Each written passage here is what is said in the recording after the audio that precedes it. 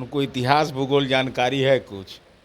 कोरमत्थू गांव है जो नक्सल हिंसा झेला है, प्रतिरोध किया है, शहादत दिया है। इनको तो कुछ ABCD मालूम है नहीं, ये तो उसमें बेचारे बिजनेस कर रहे होंगे कहीं पर बाहर। कोरमत्थू हम भी गए थे, इनका कोई असर नहीं है, 100 वोट नहीं निकल रहा है इनका, ये आप जान जाइए। कोरमत्थू में 100 वोट नहीं निकल रहा है। एकदम असंभव। कोरमत्थू में 50 वोट 30-40 वोट आ जाए तो बहुत है, इनको वोट कहाँ इनके पास है। दावा तो जीत का है। अब जीत का दावा है तो जीत दावा में कोई दिक्कत है? उसके बाद रहेंगे ना बिहार में कि फिर कोई नया असाइनमेंट खोज लेंगे।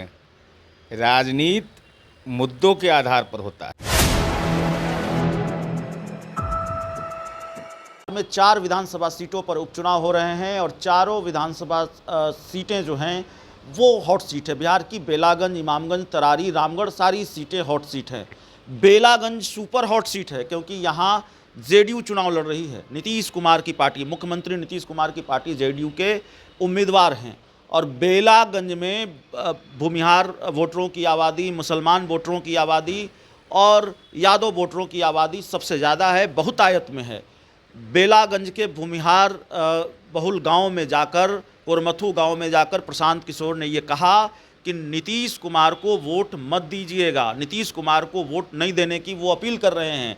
हमारे साथ जेडीयू के मुख्य प्रवक्ता नीरज कुमार हैं। प्रशांत, एक सीट आप लड़ रहे हैं सर उपचुनाव में, 4 में से बेलागंज की सीट, और वहाँ प्रशांत किशोर चुनौती बन गए हैं उस एक सीट पर जाकर कह रहे हैं भूमिहारों के गाँव में कि वोट मत दीजिएगा नीतीश कुमार को। और उनको इतिहास भूगोल जानकारी है कुछ। कोरमत्थू गांव है जो नक्सल हिंसा झेला है, प्रतिरोध किया है, शहादत दिया है। इनको तो कुछ ABCD मालूम है नहीं, ये तो उसमें बेचारे बिजनेस कर रहे होंगे कहीं पर बाहर। कोरमत्थू हम भी गए थे, इनका कोई असर नहीं है, 100 वोट नहीं निकल रहा है इनका, ये आप जान जाइए। कोरमत्थू में 100 वोट नहीं निकल रहा है। एकदम असंभव। कोरमत्थू में 50 वोट 30-40 वोट आ जाए तो बहुत है, इनको वोट कहाँ इनके पास है। दावा तो जीत का है। अब जीत का दावा है तो जीत दावा में कोई दिक्कत है? उसके बाद रहेंगे ना बिहार में कि फिर कोई नया असाइनमेंट खोज लेंगे। राजनीति मुद्दों के आधार पर होता है। आप क्या मुद्दा बोलिएगा? आपका घर है नोएडा में, दिल्ली में, NCR में, तब पलायन किस बात का?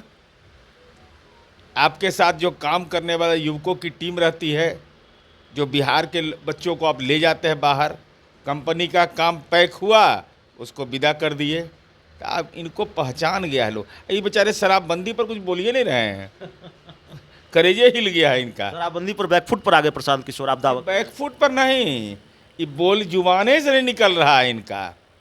तो बोलिए, शराबबंदी पर बोलने में डर क्यों रहे? चुनावी मुद्दा है, आप बनाए थे इसको।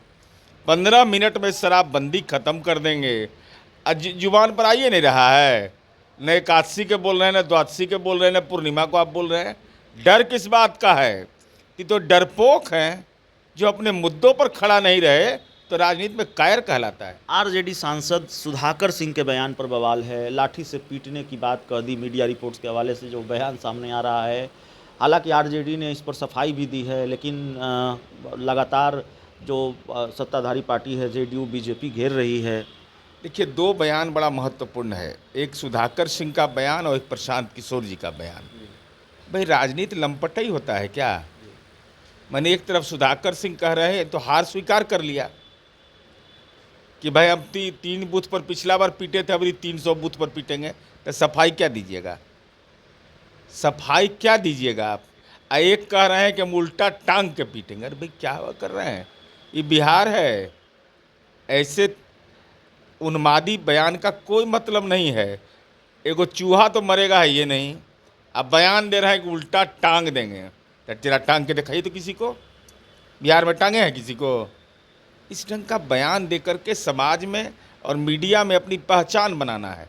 पहचान के संकट से गुजर रहे हैं। चुनाव आयोग एक संवैधानिक संस्था है, उसका जब कानून का सोटा लगेगा ना तब मन स्थिर हो जाएगा। बेलागंज से तस्वीर सामने आई है, आरोप लग रहे हैं RJD नेता ओसामा साहब पर कि उनके समर्थकों ने आम व्यक्ति की पिटाई कर दी, किसी पब्लिक आम लोग की पिटाई कर दी। उन्होंने आरजेडी उम्मीदवार विश्वनाथ यादव पर सवाल उठाए, ऐसी खबरें भी सामने आ रही हैं। देखिए, जो मीडिया में खबर मैंने भी देखा है, वह खबर, भाई लोकतंत्र में अधिकार नहीं है क्या? ओसामा साहब की मीटिंग में एक युवक वहाँ खड़ा होता है और कहता है कि उस व्यक्ति ने मुझे गाली दिया है। तो भाई व्यक्तिगत राजनीति तो अपने जगह पर है, अपनी माँ बहन का इज्जत बेच करके तो राजनीति नहीं करेगा। मैं नहीं जानता कि उसको क्या गाली, उनको क्या गाली दी गई, नहीं दी गई। और इस संबंध में उन्होंने अगर कहा कि वो कह रहे थे कि माफ़ कर दीजिए, इसका मतलब गलती की है, तो मुसलमानों के साथ गुनाह किया है आपने। वो गुनाह जब बोलता है तो उसकी जुबान पर ताला लगाने के लिए उसकी पिटाई की जाती है। ये कौन सा चरित्र है ये? भाई लोकतंत्र में सबको अधिकार है। अगर वो थाना में आवेदन दे देगा तो पड़ जाइएगा घन चक्कर में। मुसलमानों की बात आपने की है, आखिरी सवाल हमारा है। मुसलमान जेडीयू से भी बड़े नाराज़ हैं। मैं बताता हूं कैसे। जमीयत उलेमा हिंद की एक बैठक होती है, अभी 3 दिन पहले जो खबर आई, और उस बैठक में जो मौलाना हैं वो ये कहते हैं कि अगर वक्फ संशोधन अधिनियम बिल संसद से पास हुआ तो इसके जिम्मेवार नीतीश कुमार होंगे, जेडीयू होगी, नायडू होंगे। उनके बोलने से कोई प्रमाण पत्र हमको नहीं मिलेगा। वक्फ के मामले में संपत्ति का 100 करोड़ का आवंटन जरा मौलाना साहब बता दिए देश के किस राज्य में हुआ है? कहाँ मल्टीपर्पस बिल्डिंग बना है? कहाँ छात्रावास बना है? हमको प्रमाण पत्र नहीं चाहिए। हम अपने काम के बदौलत जाने जाते हैं। आपको प्रमाण पत्र पेश करने का अधिकार है? अरे अभी तो वो संसद में ज्वाइंट पार्लियामेंट्री कमेटी है, ज्वाइंट पार्लियामेंट्री कमेटी की रिपोर्ट नहीं आई। उसके पहले ही बैताल आ गया, भूत आ गया।